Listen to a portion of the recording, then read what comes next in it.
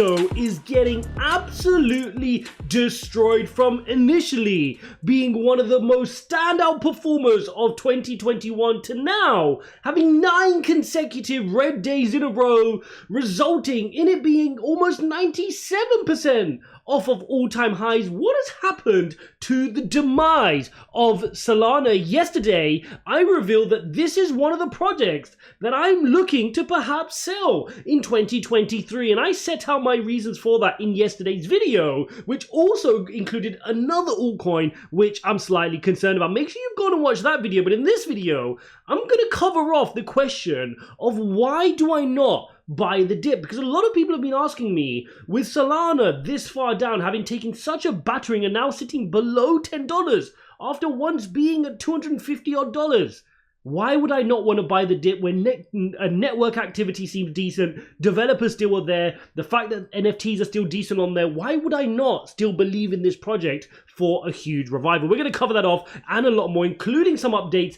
on Phantom, which has been particularly impressive here over the last couple of weeks. I'm going to cover that off as we have some updates regarding Phantom as well. Smash the likes, don't forget to subscribe. As always, check out the links in the description. Now, I want to start off with this, because this price here on Solana has taken an absolute battering. Now, obviously, this started off with the whole FTX and Sam Bankman-Fried Alameda research fallout, and the price fell, as you can see here, from the 30 range where it was hovering throughout this bear market, completely down all the way here to the bottom of this candle at $12.38. Subsequently, we saw it moving sideways, but now we've had 9 consecutive red days. Guys, this hasn't happened since I think like 2017.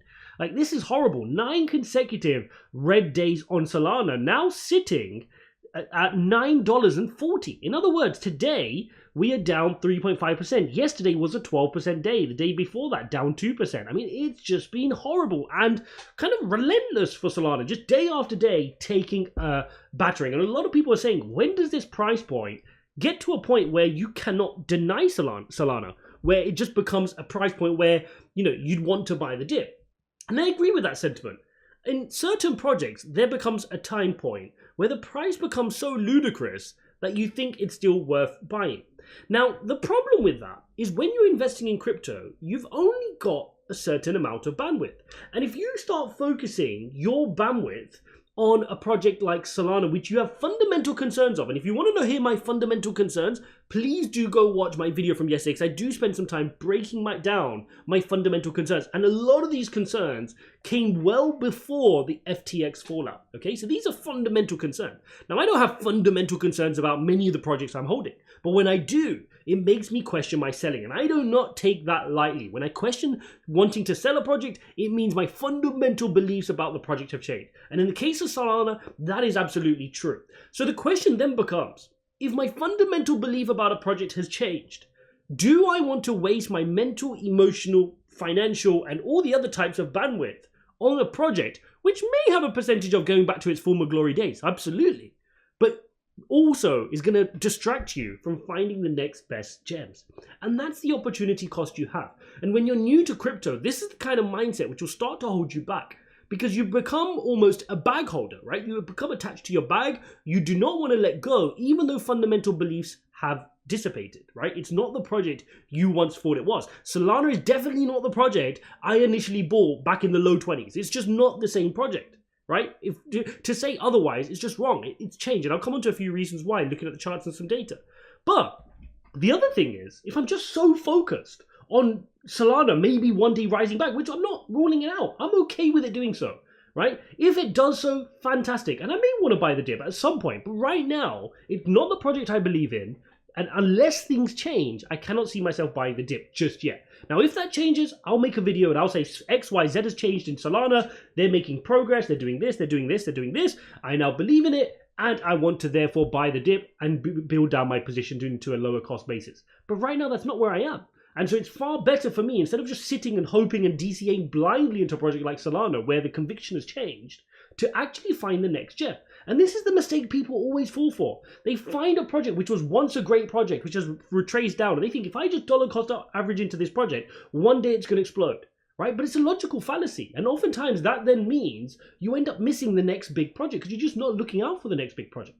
So that's a huge message I wanted to share with you guys. Yes, we're at crazy cheap price points, but there's a reason it's at cheap price points, right? When bread expires, it's really cheap, but you don't buy it, do you? So unless something fundamentally changes, which shows that the trajectory of this project can recover, can do the right things to get back, then and only then would I be looking to buy. Now the question then is, can it actually ever get back to 250? And that's where my argument becomes really, it becomes difficult to make, right? Because if you want this project to get back to its glory days up here in the 267 region, you've got to remember, on that journey back up, if Solana was to start recovering, you're going to have so many bag holders offloading their bags. The sell pressure on this is going to be insane. So anytime Solana gets any momentum, people will be selling. And I don't just mean you and me and any other people with small bags. I'm talking huge billionaires and funds sat on a lot of Solana looking to offload their bags. So that doesn't change. Right? We also know that, Alameda still has Solana to sell. Other projects still have this token which they want to be selling, so it causes a problem. The other concern we have, which hasn't been covered off enough, is this. It was the cyber attack which created fake TVL on Solana. We cannot ignore the fact that these two developer brothers, Ian and Dylan, they used pseudonames, right? And they created fake TVL on the Solana network. So 7.5 billion of that DeFi summer in Solana, where Solana was showing so much activity on the network, we now know that it was inflated. They were purposely creating. Look at this. A cyber attack is a kind of security threat on an online system where one person tries to take over the network by creating multiple accounts, nodes, or computers. Then have a read of this, guys.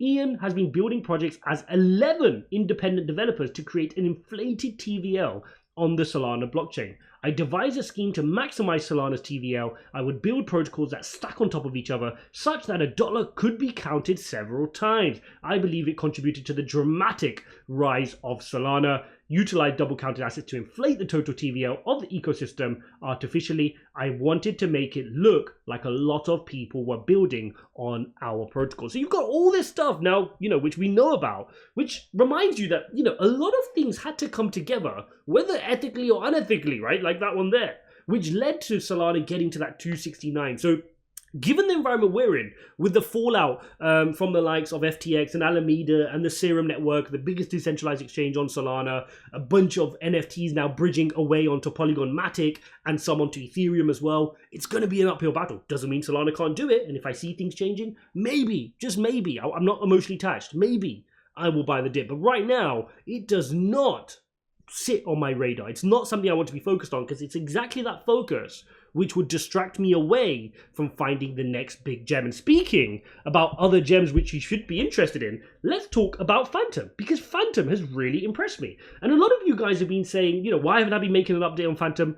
To be honest, there's not been much to say about Phantom, and that's why I've not been making an update. And for me, that is really good news. If you're going through a bear market and I don't need to talk about you, that is fantastic. Because let's face it, the majority of my videos over the last 3, 4, 5 months have been really downbeat and negative because I'm just reporting the weather, right? If Theo's Capital is collapsing, if Voyager's collapsing, if Sam Bankman-Fried gets arrested, I've got to cover that sort of stuff. If Solana's getting wrecked, I've got to cover that because you're in the headlines. And in a bear market, the best altcoins are the ones that kind of sit under the radar, or if you can pull off a Polygon Matic and somehow have a good year even during a bear market, props to you. But the best ones just sit there quietly, survive the bear market, and then do their work in the bull market. And that's what Phantom has done pretty well. And the way to illustrate that is to look at where we're sitting right now. We're sitting here on Phantom at 20 cents. And we look back and remind ourselves of where we were here in the summer of 2021. And you're sitting there in the summer of 2021 around that 15 cent support line, 15, 60 cent support line. So we're holding up really well. And again, to put that into context, look where Bitcoin is, right? This is where Bitcoin is, and that was Bitcoin summer last year, right? So Bitcoin's well below its summer dip of 2021. Phantom relatively is holding up pretty well, and that's why it gives you a lot of confidence that it is doing well. The other thing which is important is, as an altcoin, you've got to prove that you've got the liquidity and the strength to get through a long, prolonged bear market. And so far, Phantom has done that. They haven't been disenergized. They've continued to work hard, and they've continued to show progress. And then you add on the fact that this guy's back. Andre Cronje, he's back, he's invigorated, he's tweeting, he's contributing, he's going to the Quantum Miami conference to talk over there as well. This is good for Phantom. It's energetic, it's exciting, and there's an argument to be made that a lot of the developers could be moving across from Solana to Phantom. And if they're not, they will definitely be looking at these other layer 1 solutions like Ethereum, maybe even Avalanche, or using a layer 2 such as Polygon as an alternative to Solana. Because even if Solana isn't affected in terms of a technical perspective, which you guys know my opinions in terms of the outages over at Solana, they are still tarnished with the brush of Sam Bankman-Fried and Alameda. You cannot benefit from Sam Bankman-Fried's name and Alameda's, at the time, credibility to rise up to $269 and then just say we're not associated with them on the way down when they collapse, right? There's always going to be tarred with that brush a little bit. So Andre Cronje has been tweeting, I think this has been impressive. I think Phantom, if you remember, one of my complaints probably about a year ago was, and I said this openly, so I'm not speaking by name on SPAC, we spoke to CEO Michael Kong, we spoke to the marketing guy, Simone Pomposi, and we spoke about the fact that Phantom needs to work on the marketing aspects, right? It's not an indictment, it's just the fact that some projects, we spoke about this yesterday about Algorand, naturally lean towards being very good at tech. And Phantom is one of those projects. Amazing tech. But you've got to be able to figure out the social element. Now, other projects like Solana were able to figure out some of the social and marketing element because they were heavily VC backed. But I've said this time and time again throughout the year, being heavily VC backed is a double-edged sword. Just like I said, VCs want a huge return. They're not as loyal as you think. Once they get their return, they're dumping their huge bags, right? Now, Phantom has had to do it on their own. And that's going to benefit them in the long run. It sounds horrible. It takes longer for them to get to where they want to get to. But the fact that they're doing it far more independently compared to some of these other projects means they don't have these tentacles hooked up in ugly places, which gives it a cleaner structure. So for me, that gives me a little bit more confidence. But the big thing here is the fact that they've managed to clear up their communications a little bit. And that's really positive. So seeing Andre Cronje tweet things like this really helps. I mean, the fact that he just put together a few slides here saying fastest confirmation times, true finality, and you guys can read this on his Twitter, synchronous RPC, gas monetization. He's putting 3 or 4 key features that people can find and relate to as a project. Because let's face it, those who don't know about Phantom, they need a reason to know about Phantom. If they can see these are the 3 or 4 features which make Phantom different, they can then build an affinity towards it and understand why it's a place where they may want to build a dApp or buy the token or invest in the ecosystem or just be part of the community, right? So it's really good that we've seen this from Andre Cronje. Now, on top of that, I just think the project has kind of really been through a decent maturity curve this year. I think they've really proven themselves as jumping to that next level of maturity. So we remember when Andre Cronje left, we wondered how would Phantom cope? They navigated that. You had the bunch of Roost drama. They navigated that. They had liquidity problems at the time when we were in the depths of the bear market. They navigated that. Michael Kong had to step up when Andre Cronje stepped back. He done really well, managed to build his brand a lot better. The marketing chaps have done a great job. And I think the team is really starting to glue together and mature. So really exciting opportunity for Phantom to benefit going into this next cycle. As you're seeing the likes of some of these other ones start to lose a bit of steam. I mean, even something I'm investing in like Cardano is starting to lose a bit of steam. You're seeing Solana obviously struggle, which we've covered off. Could Phantom be one of those that can take up some of that slack and start to move into the fast lane? Exciting times ahead, definitely, for Phantom. My conviction continues to remain in Phantom. Of course, please do your own research. This is just my research, my findings, and what I'm doing in the market. Let's take a quick look at Bitcoin and then the dollar index. And as you can see here, Bitcoin, sitting here on the daily, we're sat still pretty sideways, right? We can't really complain. It's been a boring festive period here. You can see volumes as well. Let's bring up the volumes are pretty much declining as you'd expect, and it will come back in the new year. So that's absolutely fine. But what I do want to look at is let's bring out the EMA ribbon, and you'll see that we are exactly as we expected, guys. Exactly as we predicted.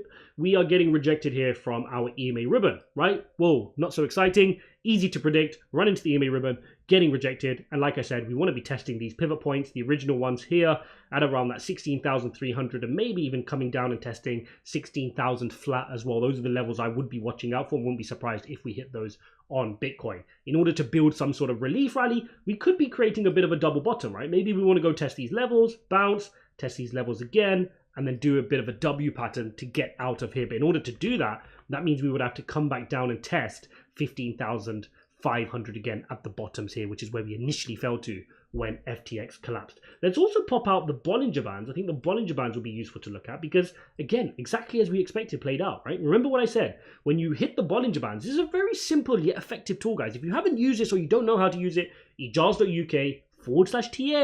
It's a free TA course. Guys, TA courses go for thousands of dollars. Completely free. Please take advantage of it. Like, I'm begging you to use something for free. Go use it. Ijaz.UK/TA. It won't be free forever because I just know people won't use it, so I'm just going to take it down. So as you can see, you're getting this run up. You got rejected from the top of the Bollinger Band. You bounce from the bottom of the Bollinger Band, which is perfect. But then what did I say? I said two things can happen from here, but the first level is, do we get rejected from the center line, the red line? And we did. We got rejected from the center line, and now we need to look, are we going to build some support from the bottom line before trying to work our way back up? Let's also take a look at the volume profile, and you can see here, there's an important level here.